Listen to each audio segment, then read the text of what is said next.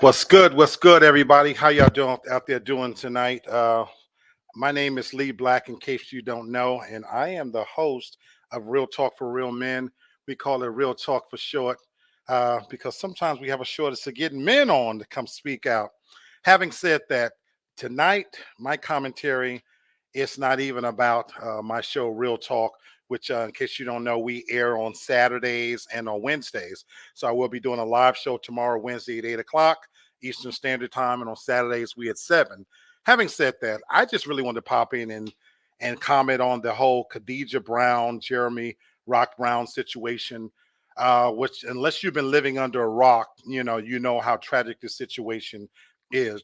In fact, when I heard about this story, and I actually heard about it from TFG Uncut, which my show is a part of, and I got a chance to look at the video, and I reposted it because this is probably one of the most tragic events that I think I've seen in a long, long time. Look, for the most part, I, like most people, am desensitized to a certain extent to the normal fuckery and foolishness that we see, especially off social media. I don't know, but it was something very haunting and tragic about this on a whole nother level, even though we didn't truly get to witness it up close. And I think in many ways that made it more tragic because it operated off of our senses of being able to hear this happen in real time. And when you factored in all of the things that were going on in the background, the mother-in-law, and then to hear the wails of the babies, for most of us who have children, it just conjured up images of what that feels like to have children lose a parent in real time, and yeah, parents, because they lost them both, you know. And so, good evening, Markeitha. Good evening, Brother Kendrick. Appreciate you guys popping in to check me out. But it was horrifying just to hear the wails of those children, you know, after witnessing being in the home. Now, I'm not even going to go down the rabbit hole of all of the things that made this so tragic on so many levels. As I looked into the background of this story, we find out that there was a history of domestic violence. This wasn't the first time they shared this type of fuckery and foolishness on social media. She's accused him of, being bisexual and all those things. Whatever the case was, none of these were reasons for him to lose his life, and it was just tragic. And now we're left with the aftermath of this. So I want to comment on, where do we go from here? What lessons can be learned? I want to talk to a lot of my young people out there, because I'm an old fat fucker, as you well know, and I'm an opinionated SOB, in case you don't know as well. For my young people who value social media like it's the Bible, nothing is real unless you post it.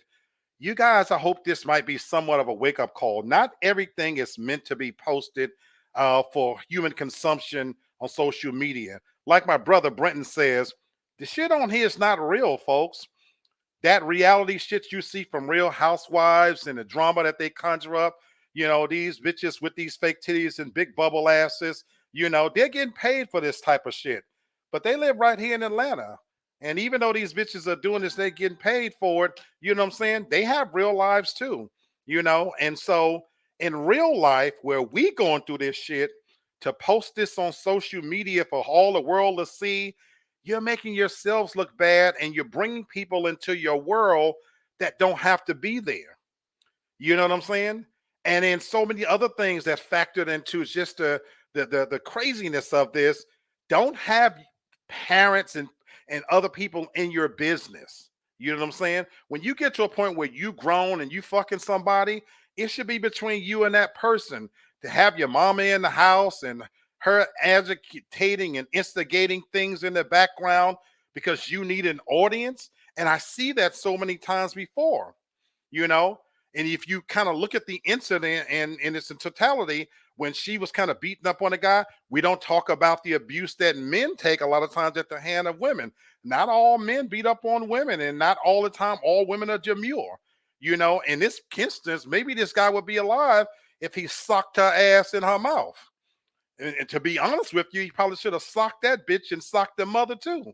but he did look a little feminine, and I'm not holding that against him. So maybe there was a little sugar in his tank, and so he was taking more than he probably guys normally would. He still shouldn't have lost his life.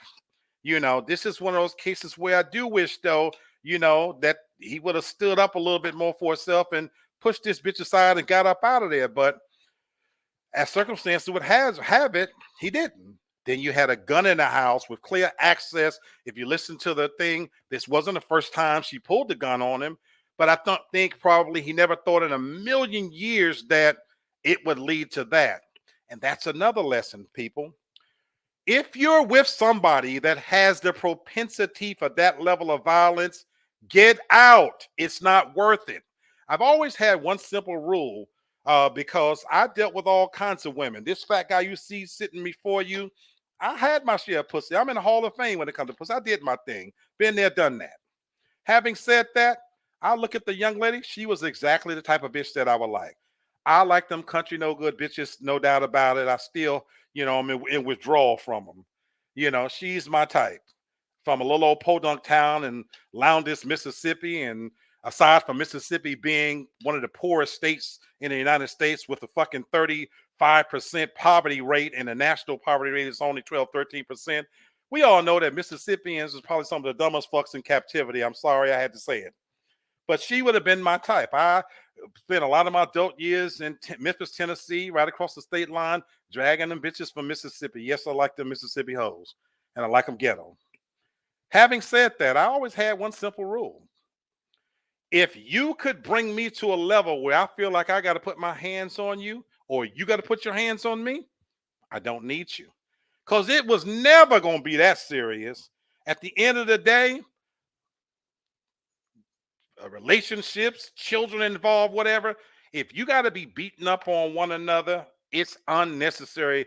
Get out, walk away, stay away. It's not cute. It's not sexy for some of you who think that proving out love because you fight each other. There is nothing sexy about that whatsoever. That don't mean the person love you, on a deeper level. It just means you're two dumb fucks that don't have enough sense to walk away and find a more peaceful situation and scenario. And so there's so many lessons here that we can look at. And I'm not even going to bore you with a long lecture. I'm giving you my take, and understand this is coming from Lee Black and from me only. This is my views. Having said that, so much of this could have been avoided on so many levels. And so people out there, I just want to leave you with, if you've got somebody and they can bring you to that level of propensity for violence, or either you towards them, walk away. It's not worth it. Having guns in the house with access like that and around kids, it's just not worth it. Having parents and good friends in your personal business, relationship business, it's just not worth it. And last of all, that social media, that fucking monster, that's Instagram, Twitter, Facebook, and all the rest of this shit, it's not real, people. Now, this girl is sitting somewhere in a cell and about to probably face life, and real life gonna be on that ass that all of these shows can't save. And so that's the biggest lesson. This social media shit, use it for what it's intended for. Have a few laughs, have some fun, enjoy a little bit of the fuckery and foolishness from the TikToks and the whatnots, even though I'm sick of all them damn people shaking around on there. But this is not real life. If you look behind me, there are 2 degrees on the counter. I have a real job. I have a real life. I got real shit going on. You don't need to know what the fuck I ate and who laying up in here. I'm not going to show you that.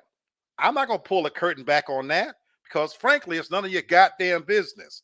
And I wish we could get back to a place when life was that simple. Right now, we know way too much about famous people, and now the regular real people are using this social media shit to do the same thing. I don't need to know that much about you. And if you turn some of this shit off and focus on real life and being better to each other, we could avoid a lot of these tragedies in the future. For what it's worth, I'm Lee Black. That's my take. God bless. Everybody have a good night. Have some laugh and keep that shit to yourself. Peace out.